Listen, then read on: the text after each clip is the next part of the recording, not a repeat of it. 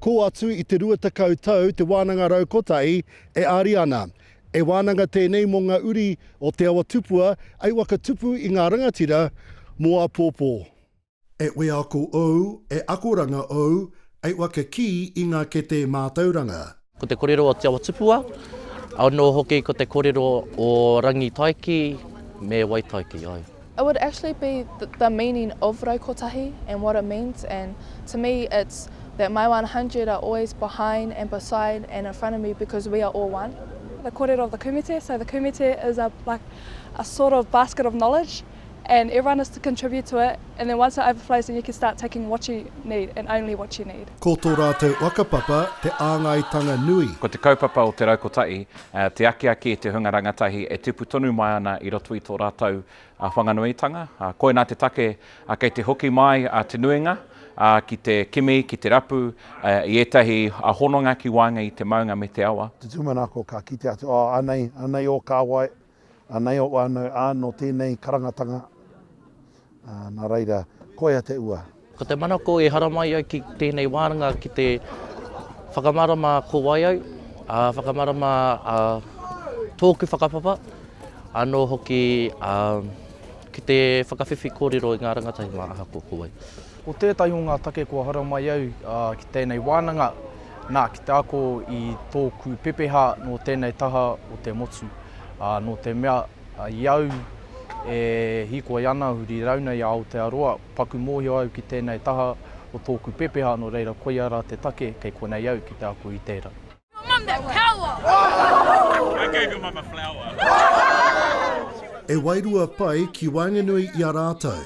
Ko te whakawhanaungatanga te hua nui. The biggest highlight is seeing everyone bond and connect with people that are real shy, the vibes and everything. Piki nui te aroha I roto I tēnei rōpū. He aroha, te mauri, te wana, te ihi, te uehi, te wana. I roto I tēnei rōpū. It's really comfortable, you know. You all feel welcomed, like we've all known each other for so long. The vibe's there, it's all fun and games. We have our serious moments, but yeah, it's really welcoming.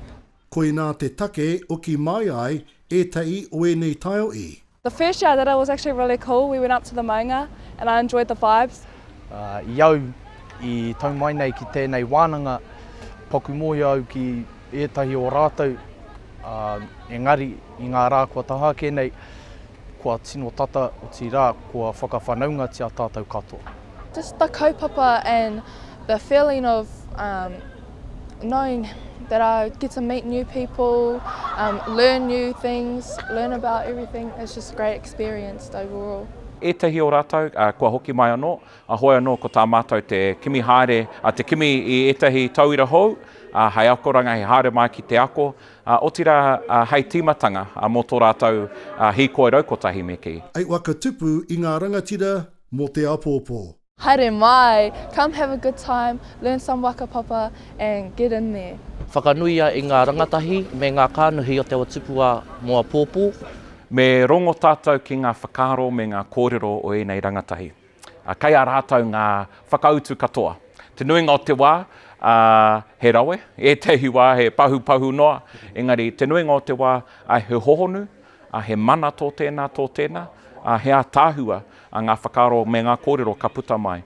Raukotahi! Eruera Rerekura, te reo o Te Uru.